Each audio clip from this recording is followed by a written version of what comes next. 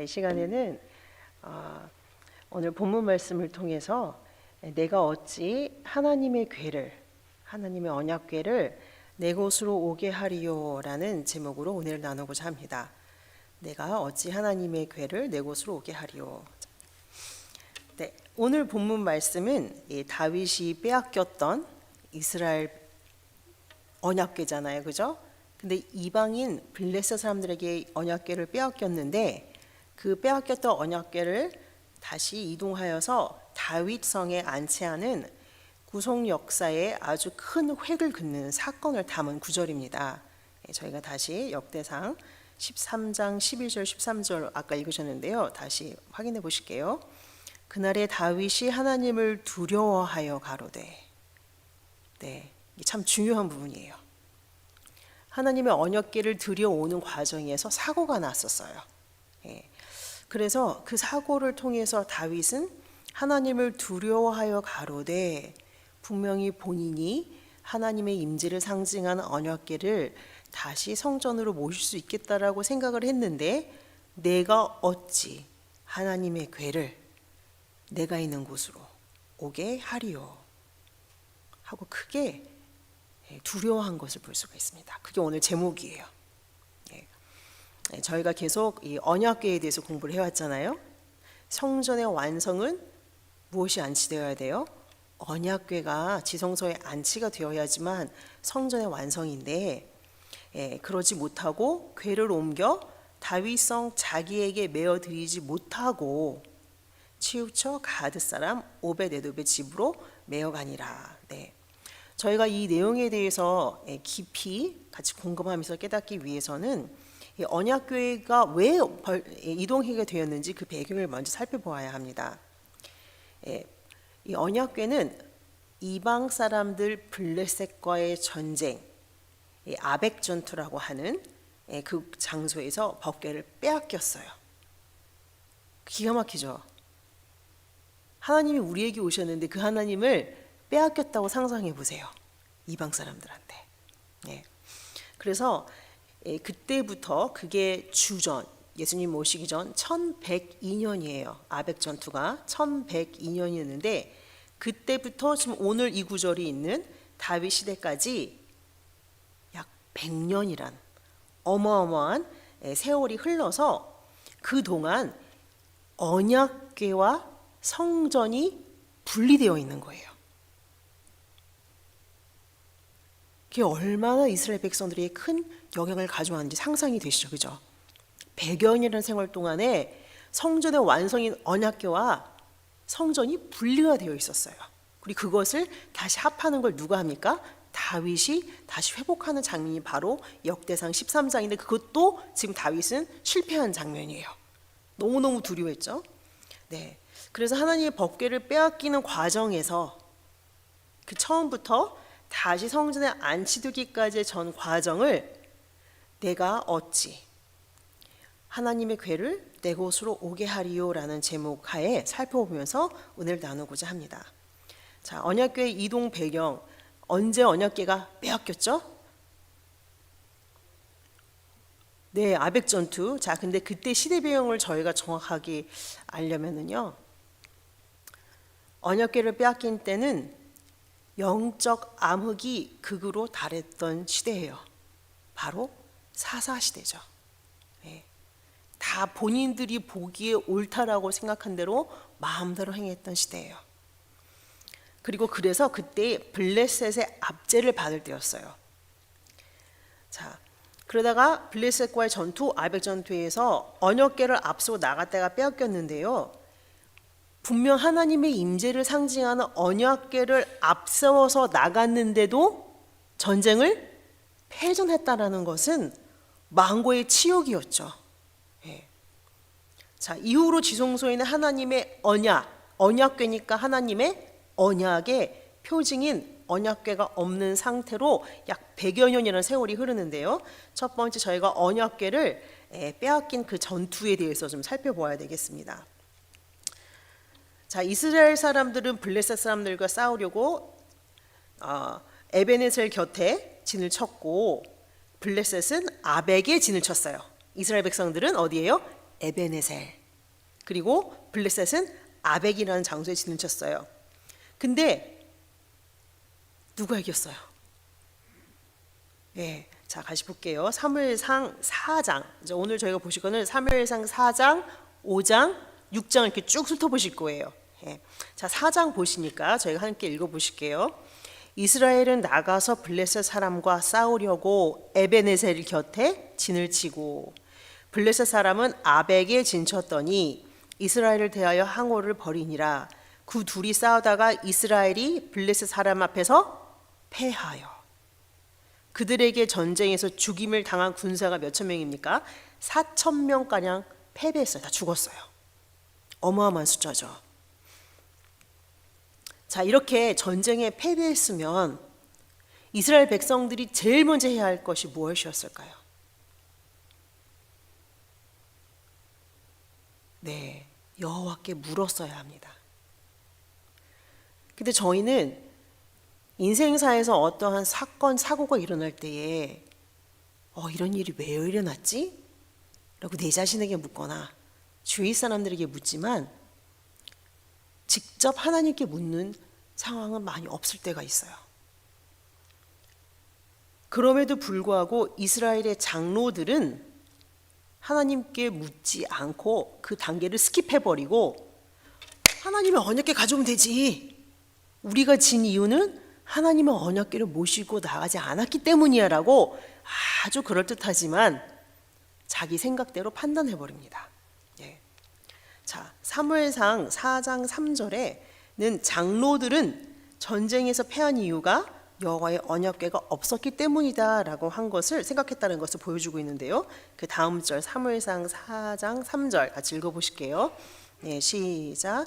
백성이 진으로 돌아오매 이스라엘 장로들이 가로되 여호와께서 어찌하여 우리로 오늘 블레셋 사람 앞에 패하게 하셨는고 여호와의 언약궤를 실로에서 우리에게 가져다가 우리 중에 있게 하여 그것으로 우리를 우리 원수의 손에서 구원하게 하자 하니. 참 여기에는 많은 표현이 여기 지금 사용되고 있어요. 여호와께서 어찌하여 우리를 패배하게 하셨는가. 지금 장로들은 하나님 때문에 졌다라고 얘기를 하고 있어요. 하나님 우리를 지게 만드셨다. 그러면서도 막상 하나님한테는 묻으려고 하질 않았어요. 그러면서 여호와의 언약궤를 우리에게 가져다가 우리 중에 있게 하여 그것으로. 지금 하나님의 언약궤는 하나님이 임재하시는 장소예요. 거기서 하나님의 음성이 들리는 곳이에요. 거기서 만 백성의 죄가 사함을 받는 곳이에요. 그죠? 그럼에도 불구하고 지금 장로들의 입에 그 단어는 어떤 단어예요? 그것으로. it. 그것으로 우리를 우리의 원수들의 손에서 구원하게 하자. 참 의미심장한 표현들이에요. 여호와께서 우리를 패배하게 하셨고 그것으로 우리를 이기게 하자. 벌써 여기엔 신앙이 뭔가 핀트가 안 맞는 게 보이죠. 네. 자, 그래서 모든 백성들은 또 만장일치해요. 아, 그렇지. 언약궤가 있으면 됐지. 여기서 저희가 주목해야 될 것은 이스라엘 백성들이 그토록 중요시하게 여기는 것 같이 보이는 이 언약궤를 대한 그들의 태도는 하나님과 그들과의 관계에 의지한 것이 아니라 어떠한 사단 났을 때 우리를 문제를 해결해 주는 it, 그 무엇, 그것으로 생각했다라는 거예요. 저희가 십계명도 같이 공부하시지만 십계명도 엄연히 무엇에 관한 겁니까? 관계, 하나님과 우리의 관계, 그래서 우리와 서로와의 관계, 이렇게 관계를 중요시한 하나님 앞에서 지금 이 구절에는 어디에도 하나님과 우리의 관계가 어떻게 잘못되었나? 왜 이런 일이 있었지? 라고 생각하는 것은 한치도 없고 오직 언약궤만 갖고 오면 돼. 즉 하나님의 임재의 상징인 언약궤를 우상 숭배하는 모습을 볼 수가 있어요. 그래서 그 언약궤를 진으로 가져오니까 백성들은 이제 의기양양 신이 났어요. 드디어 우리는 이제 이긴다. 이 블레셋 사람들 이제 다 우리가 쳐버릴 거야. 그죠? 진으로 가져왔기 때문에 그 소리가 얼마나 컸던지 저쪽 아벡에 있었던 블레셋 사람들이 그 소리를 들었어요. 근데 그들의 반응은 이스라엘 백성들과 정반대입니다. 그들은 저쪽에서 이스라엘 백성들의 하나님의 여호와의 언약궤가 들어왔다라는 걸 아는 순간 혼비백산하기 시작했어요. 두려워하기 시작했어요. 예. 그러면서 게다가 그들은 그 소리를 들으면서 예전에 출애굽 사건에서, 자 지금은 1102년이라고 했죠, 그죠? 출애굽 사건은 1446년이에요. 그러니까 벌써 한 300년 전 있었던 일들이란 말이죠. 그런데 이 순간 블레셋 사람들이 출애굽 있었던 그 여호와 하나님을 기억하며 그때 그 이스라엘 백성의 여호와 하나님 두려우신 하나님이다 라는 것을 기억해내는 장면을 볼 수가 있습니다. 사무엘상 4장 7절부터 8절이죠. 같이 읽어보실까요? 시작. 블레셋 사람이 두려워하여 가로되 신이 진에 이르렀도다 하고, 또 가로되 우리에게 화로다. 전일에는 이런 일이 없었도다. 우리에게 화로다. 누가 우리를 이 능한 신들의 손에서 건지리요. 그들은 광야에서 여러 가지 재앙으로 애굽인을 친 신들이니라. 이스라엘 백성들의 태도에 대해서는 그 어디에도 두려워하다라는 말이 없죠. 그죠? 오히려 이방 사람들이 두려워하여 가로되 능한 신, 여러 가지 재앙으로 애굽인들을 친 신. 구속사를 지금 누가 기억하고 있는 거예요? 이방 사람, 블레셋 사람들이 구속 역사를 기억하지, 이스라엘 사람들 당사자들은 그냥 앞에 있는 언약궤가 우상단지였던 거예요. 이러한 신앙에 대해서 원로 목사님께서는 껍데기만 남은 신앙이었다라고 말씀하고 계십니다. 이스라엘 백성은 그 모든 은혜, 하나님께서 아브라함, 이삭, 야곱 대대로 주셨던 그 모든 언약 다 송두리 채 잊어버린 채 껍데기 신앙뿐이었습니다. 언약궤를 섬기거나 하나님의 음성을 듣거나 하나님께 가까이 나가고자 하는 관계를 위한 노력을 대신 이 언약궤를 이용해서 전쟁을 역전시켜 보겠다라는 아주 얄팍한 욕심뿐이었고 경박하고 비겁한 신앙만 남았던 것입니다 라고 이렇게 구속사 시리즈 9권에 기록을 하셨어요. 참 의미심장한 표현이죠. 이스라엘 백성들은 언약궤를 모시고 하나님과 관계를 맺고자 하는 모습이 하나도 없었어요. 그렇기 때문에 언약궤는 이방 손에게 빼앗기고 이스라엘 백성들에게는 뭐만 남았습니까? 이가봇. 엘리 제사장 가문은 다 패하고 언약궤를 섬기고 있던 두 아들도 다 그때 직사하고 그 아들을 낳던 며느리도 해산하다가 죽으며 남은 그 아들의 이름은 이가봇. 여호와 영광이 이스라엘을 떠났도다 라고 막을 내리죠. 참 저희가 하나님의 입장이었다면은 이 백성들 그냥 다 멸하고 마라. 자, 그런데 이 하나님의 언약궤, 물론 사람의 손으로 만든 나무로 겉에 금을 씌운 박스에 불과하다고 할 수 있겠죠. 근데 하나님의 말씀과 언약이 머문 명령으로 의해 제작된 이 언약궤는 스스로 블레셋 지방에 가서 하나님의 영광을 나타낸 것을 볼 수가 있습니다. 자, 그래서 이대지로 블레셋 지방으로 간 언약궤, 마치 살아있는 언약궤죠. 아벡 전투에서 이렇게 빼앗긴 언약궤는 블레셋 지방에 7개월이 있었어요. 자, 그 내용이 사무엘상 6장 1절 보시면 정확하게 증거가 나오는데요. 여호와의 궤가 블레셋 사람의 지방에 있은 지 7달이다. 자, 이제 저희가 사무엘상 6장으로 왔어요. 자, 블레셋 사람들은 언약궤를 가지고 자기 땅으로 돌아왔을 때 얼마나 놀라웠겠어요, 그죠? 그 두려워했던 언약궤가 이제 우리 손으로 넘어왔으니까, 그러니까 자기들이 섬기던 다곤신 땅의 언약궤를 모셔뒀어요. 자, 물론 이 블레셋 사람들은 이방인이죠. 언약이 있어요, 없어요? 여호와의 언약이 없어요. 언약이 없다라는 건요, 아니 저희도 생각해 보면 살면서 누구랑 약속합니까? 약속. 언약이 약속이잖아요. 웬만한 관계 아니면 약속하는 사이가 못 돼요, 그죠? 그러니까 지금 이스라엘 백성들은 하나님과 같이 약속한 언약된 관계이지만 이방인들은 그 관계에 있지 않는 사람들이에요. 자, 그런데 언약궤만 있으면 블레셋도 야, 이처럼 우리는 더 강한 민족이 되리라고 확신을 했지만, 그래서 그들이 섬기던 다곤 신과 같이 잘 대우를 한답시고 같이 모시고 우상 숭배를 했지만, 그 결과 블레셋은 엄청난 재앙과 심판을 당하기 시작합니다. 앞으로 7개월 동안 풍지박살이 나요. 하나님을 대적하는 불신앙의 블레셋을 언약궤가 머문 7달 동안 엄중히 심판하셔서 상황이 완전히 역전이 되어버립니다. 이스라엘 백성 한 명도 거기에 들어가지 않았어요. 언약궤가 홀로 일을 행하십니다. 언약궤 이동을 보시면, 자, 1번에 언약궤를 뺏겼죠. 자, 아벡 전투에서요. 그게 사무엘상 4장이었어요.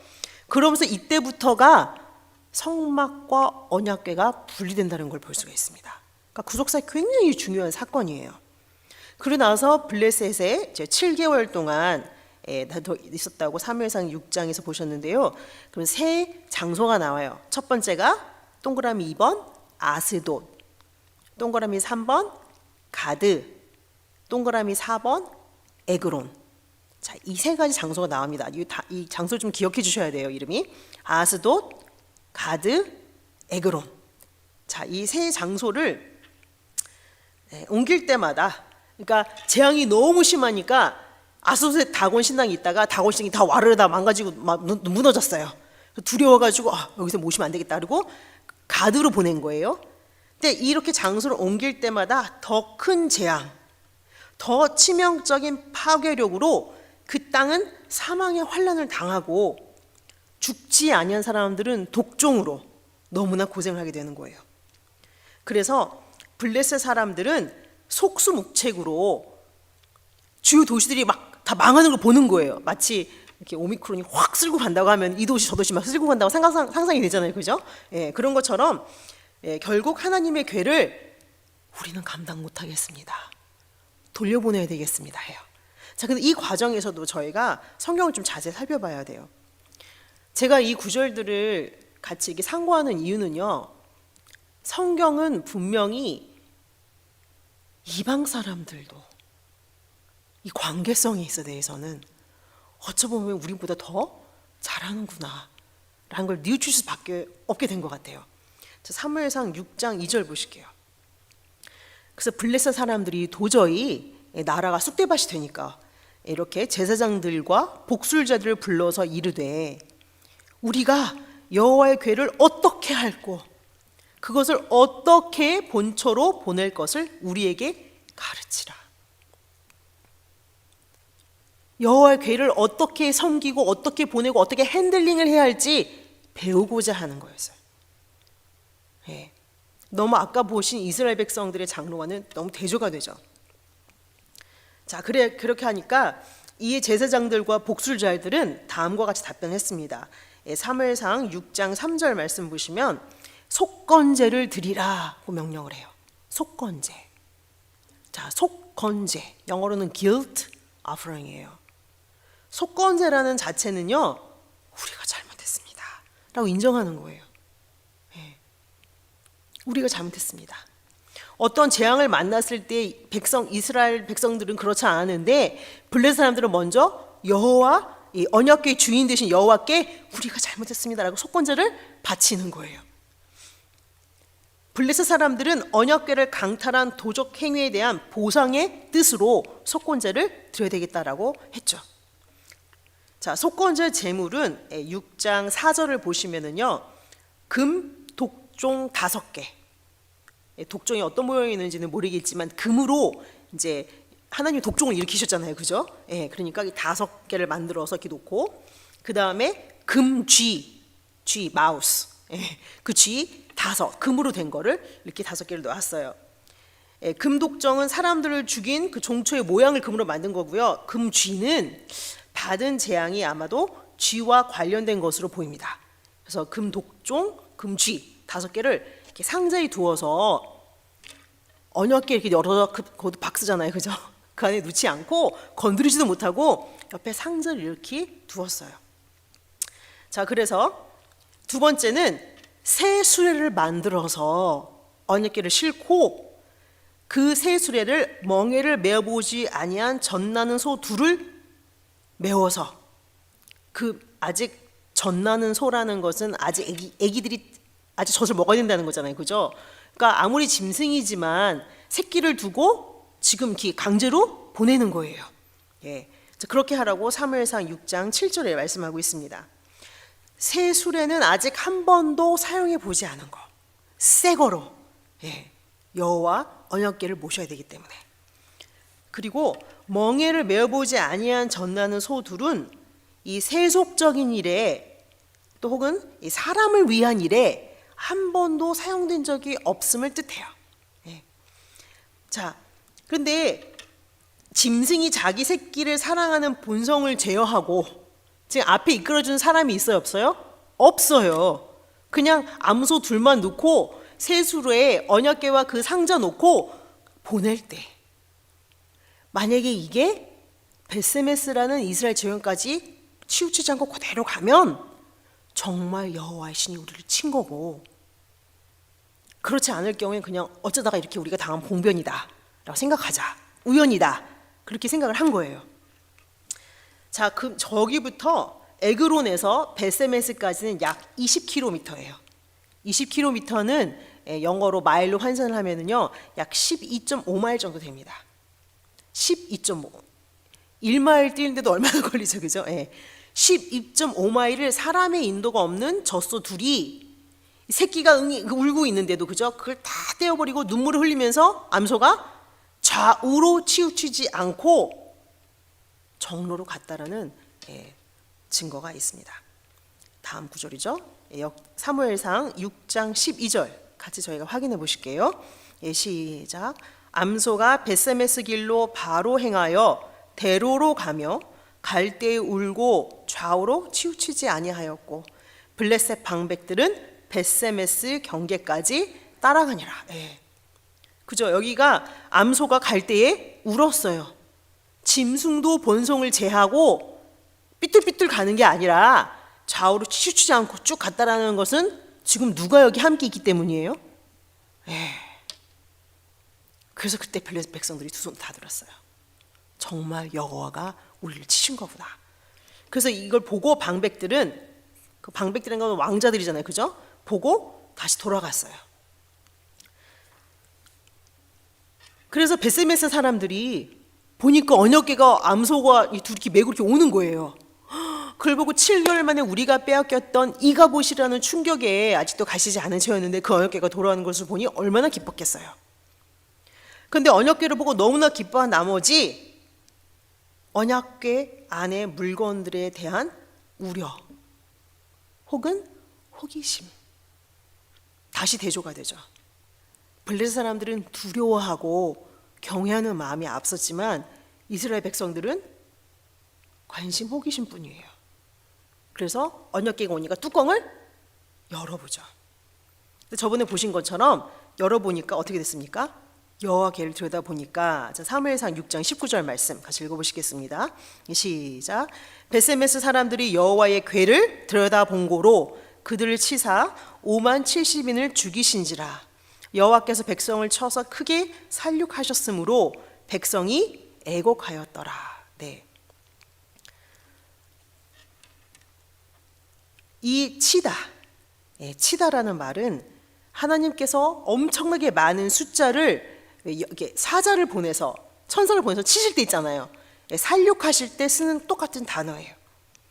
자, 여호와의 궤를 들여다 보았다는 것은 궤의 뚜껑이 뭐라고 불리죠? 속죄소를 열었다라는 겁니다. 속죄소를 번쩍 들어올리는 순간 순식간에 하나님은 5만 70명 죽이셨는데, 자, 여기서 강신택 박사님께서는 이걸 이렇게 해석을 하셨어요. 히브리어 대역 성경에 그리고 그는 백성 중에서 5만 명 중에서 70인을 치셨다라고 해석을 하셨습니다. 자, 이렇게 언약궤가 7개월 만에 이스라엘 영토 내로 들어오는 이 감격의 순간, 언약궤를 함부로 다룬 자들에게 하나님의 준엄한 심판이 다시 내려진 것이죠. 자, 이것은 뭘 보여줍니까? 하나님의 임재 상징의 언약궤가 이스라엘에게 이용당하는 가운데 블레셋에게 뺏겼지만 하나님께서는 스스로 블레셋을 물리치시고 7개월 만에 다시 이스라엘로 돌아오셨어요. 이처럼 하나님께서는 우리 인간처럼 장소에 갇혀 계시는 분이 아니에요. 시간과 공간에 제한을 받으시는 분이 아닙니다. 자신의 뜻에 따라 주권적으로 일하시는 분이 하나님이시고 그 하나님의 임재를 상징하는 것이 언약궤고 그 언약궤가 역사하는 그 힘은 그 섬기는 백성들과 하나님과의 관계에 따라 같은 언약궤가 승리를 줄 때가 있고 같은 언약궤가 저주와 재앙이 될 수 있는 거죠. 그러니까 저희는 하나님의 언약궤 그 영적인 의미에 대해서 우리가 지어야 될 언약궤가 뭔지에 대해서 살펴보셨잖아요, 그죠? 하지만 이것에 대해 저희의 마음가짐을 새롭게 해야 된다고 믿습니다. 예. 자, 그래서 제가 지도를 잠시 이렇게 봤는데요. 여기 1번, 그러니까 이 빨간 데는요 언약궤가 이렇게 분리돼 가지고 혼자 이렇게 돌아온 경로를 보여주고 있고요. 보라색은 언약궤 없는, 안고 없는 단팥빵이라고 하나요? 예, 언약궤가 없는 장막이 따로 이동한 경로를 보여주고 있어요. 근데 여기 보시면 지중해 쪽으로가 블레셋 사람들이 살고 있던 곳이거든요. 그럼 지중해 쪽에 보시니까 3번 아스돗 있죠. 거기가 첫 번째 장소. 그 다음에 4번 밑으로 내려오시면 가드. 거기로 갔다가 세 번째 장소 에그론 5번. 에그론 보이시죠? 예, 거기로 갔다가 이제 어디로 온 거예요? 6번 벳세메스 있는 쪽으로 온 거죠. 예. 자, 그래서 기럇 여아림 그 다음에 벳세메스에서 7번 기럇 여아림으로 갑니다. 자, 이렇게 보이시나요?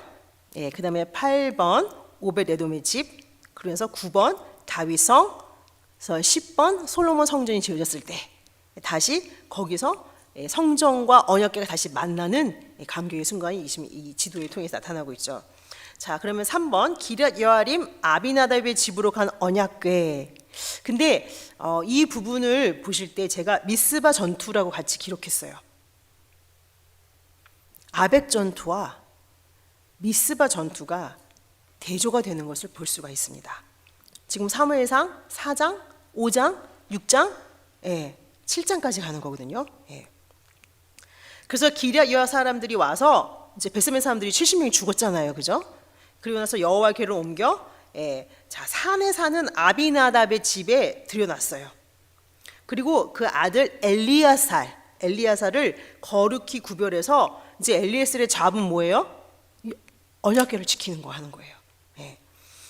그래서 궤가 기럇 여아림 아비나답의 집에 간 이후로 20년이라는 세월이 싹 흐릅니다. 그래서 사무엘상 7장 1절에 그렇게 나와 있어요. 근데 언약궤가 아비나답의 집에 20년쯤 될 때에 자, 여기 4장, 5장, 6장, 7장은 지금 책 이름이 어디예요? 사무엘이에요. 요 장은 사무엘의 성장 과정과 아주 밀접하게 연결이 되어 있습니다. 그럼 이때 사무엘이 왕성해서 하나님의 말씀이 사무엘과 같이 함께 있다라는 그 명성이 이스라엘 전체에 퍼지고 있을 때였어요. 자, 그때에 사무엘 선지자가 이스라엘 온 족속에게 말씀을 선포하였고요.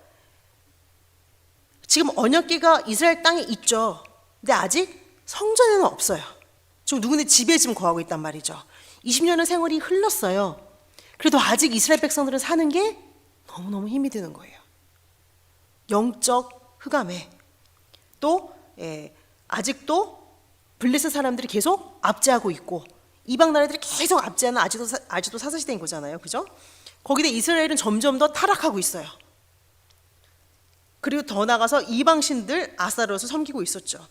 그래서 이때에 사무엘 선지자가 이스라엘 백성들에게 말씀을 선포합니다. 사무엘상 7장 3절 말씀인데요. 사무엘상 7장 3절 말씀 같이 읽어보실게요. 시작. 사무엘이 이스라엘 온 족속에게 일러 가로되 너희가 전심으로 여호와께 돌아오려거든 이방신들과 아스다롯을 너희 중에서 제하고 너희 마음을 여호와께로 향하여 그만 섬기라. 너희를 블레셋 사람의 손에서 네. 아까 4장에서 블레셋 전투에서 패배한 장로들이 그 대안으로 언약궤를 가지고 가자. 그럼 우리 이겨. 하는 그 태도랑 지금 사무엘이 우리를 블레셋 사람의 손에서 건져내시리라 어떻게 하면요? 관계를 지금 형성하는 거예요. 전심으로 여호와께 돌아오라. 너희 가운데 있는 이방신들, 풍요의 신 아스타롯 다 버려라. 그리고 너희 마음을, 다른 거 필요 없고 너희 마음을 여호와께로 향하여 그만 섬기라. 그게 사무엘이 선포한 말씀이었어요. 그래서 그때 온 이스라엘이 큰 개혁이 일어납니다.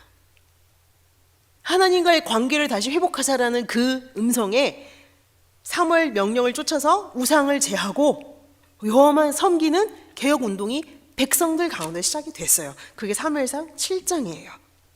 그래서 그날에 거적적으로 금식도 하고 회개를 했어요. 사무엘상 7장, 이게 3절이잖아요. 그 뒷글을 보실게요. 사무엘상 7장 4절부터 6절. 예. 이에 이스라엘 자손이 바알들과 아스다롯을 제하고, 그러니까 이방신을 지금 섬기고 있었다는 거죠. 여호와만 섬기니라. 사무엘이 가로되 온 이스라엘은 미스바로 모이라. 내가 너희를 위하여 여호와께 기도하리라 하매. 하나님과 가장 밀접한 관계는 뭐예요? 기도예요. 예배, 하나님 말씀을 듣는 거. 그러니까 지금 이 구절 통해서 하나님은 당신의 어떤 모습을 계속 보여주고 계십니까? 인격적인 하나님, 우리랑 관계를 맺고 싶은 하나님을 보여주고 계시죠. 6절, 그들이 미스바에 모여 물을 길어 여호와 앞에 붓고 그날에 금식하고 거기서 가로되 우리가 여호와께 범죄하였나이다 하니 사무엘이 미스바에서 이스라엘 자손을 그래서 다스릴 수 있었어요. 말씀으로. 그런데 이때 이스라엘 백성들 지금 어디 미스바에 모였잖아요. 그걸 들은 블레셋 사람들이 가만히 있지 않았죠. 거기 포위해서 치면 우리가 다 먹을 수 있어. 그래서 그 소식을 들은 블레셋 사람들이 이스라엘 치러 올라와요. 지금 우리는 하나님과 관계를 회복하고 뭐 언약궤는 다 뭐 뒷전에 그죠? 그냥 어떻게든 내 마음을 여호와께 돌리려고 막 할 때에 또 소동이 있단 말이죠. 블레셋 사람들이 와서 진을 치고 우리를 잡으러 온단 말이죠. 그때에 사무엘이 행한 것은 기도예요. 그리고 하나님께서는 응답을 해주세요. 자, 그래서 결과 10절 말씀. 사무엘이 번제를 드릴 때에 블레셋 사람이 이스라엘과 싸우려고 가까이 오매 그 날에 여호와께서 블레셋 사람에게 큰 우레를 발하여 그들을 어지럽게 하시니 그들이 이스라엘 앞에 패한지라. 성도 여러분, 이것이 우리 하나님 아버지께서 우리를 위해서 싸우시는 모습이에요. 우리는 하나님을 볼 때에 우상을 섬기듯이 그렇게 얄팍한 신앙으로 어쩔 땐 내가 딱 지금 너무 필요하니까 그런 관계 말고 더 깊은 내 마음을 다 여호와께로 돌아오는 나의 잘못과 허물을 그냥 다 옷을 벗고 그 허물을 인정하는 그런 정말 부끄러움과 수치가 없는 관계를 회복하기를 원하시는 거예요. 그럴 때에 우리를 두렵게 하던 얼마나 오래 걸리는지 몰라요. 벌써 20년이라는 세월이 지났잖아요. 그죠? 아벡 전투에서. 상관이 없어요. 그 20년 묵은 그 찌꺼기 같은 그 죄의 짐, 억압의 짐, 압제의 고통 한 번에 다 없애주신 하나님. 우리의 관계가 이렇게 미스바에서 회복될 때요. 그래서 여기서 에베네셀 이름이 나오죠. 여호와께서 우리를 이곳에서 도와주셨다. 이곳까지.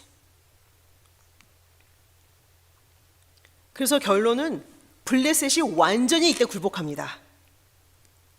백성들이 그들의 마음을 여호와께로 다 향했기 때문에, 관계가 회복이 됐기 때문에.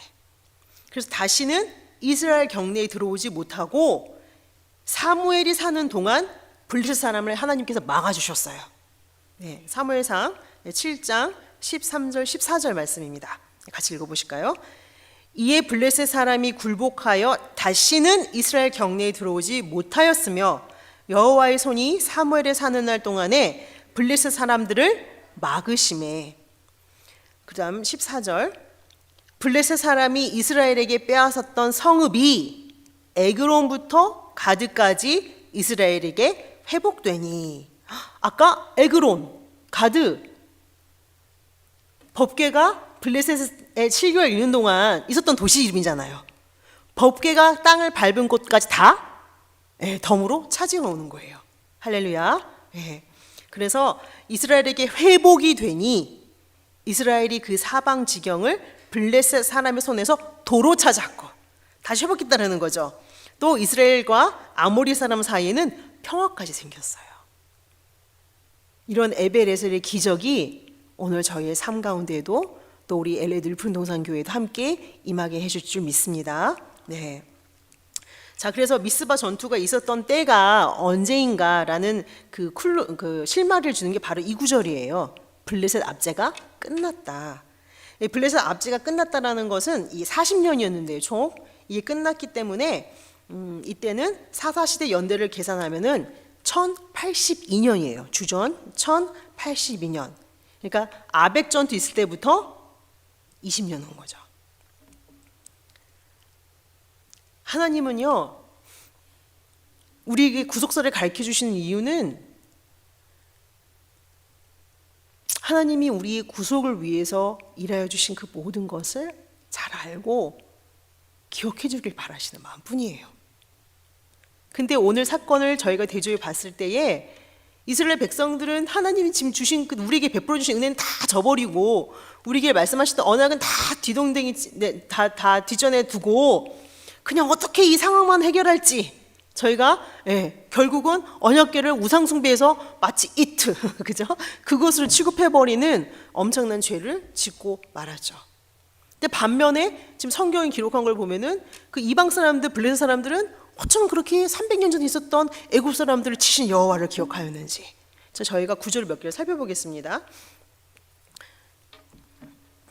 다시 저희가 사무엘상으로 한번 펼쳐보실게요. 성경에서 저희가 확인해 볼게요.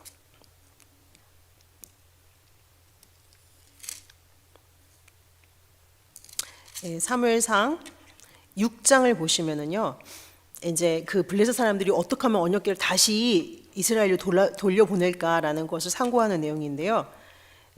자, 5절, 6절을 저희가 한번 읽어보실게요, 같이. 사무엘상, 제가 파워포인트는 넣지 않았는데요. 사무엘상 6장 5절, 6절. 자, 7절에 세수를 만들라는 그게 말이 나와요.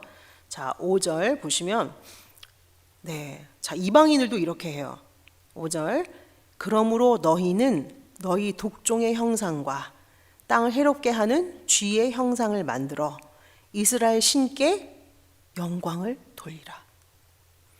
그가 혹 그 손을 너희와 너희 신들과 너희 땅에서 경하게 하실까 하노라.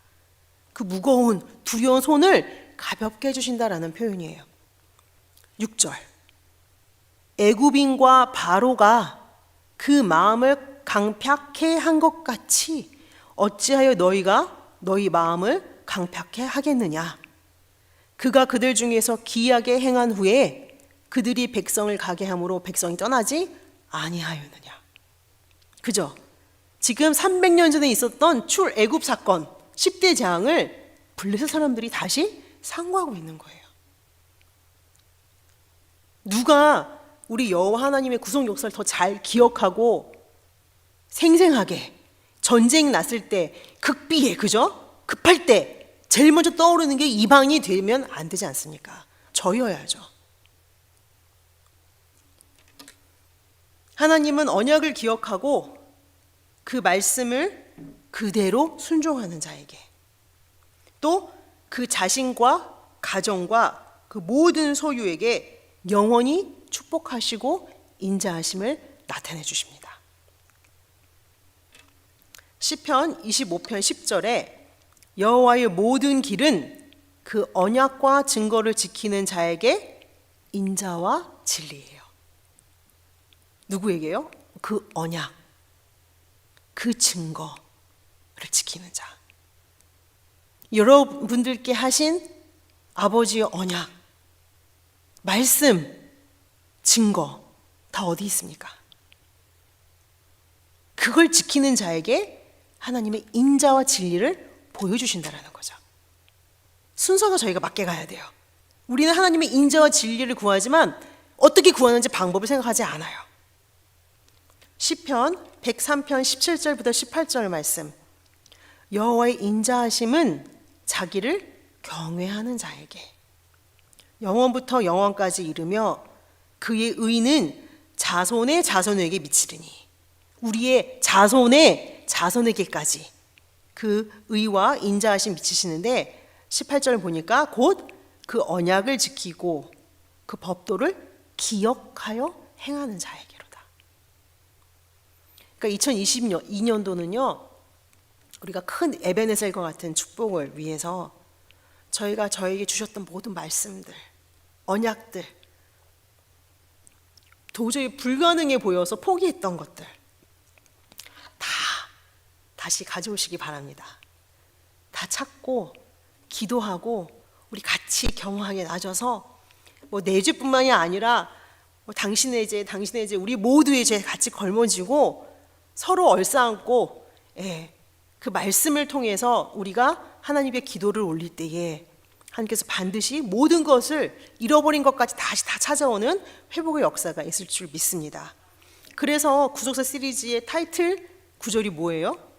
기억하라예요. 기억하라. 자, 이 구절 읽고 명령으로 저희들 마음에 새기고 마치도록 하겠습니다. 신명기 32장 7절 시작. 옛날을 기억하라. 역대 연대를 생각하라. 내 아비에게 물으라. 그가 내게 설명할 것이요. 내 어른들에게 물으라. 그들이 너에게 이르리로다. 아멘. 기도하시겠습니다.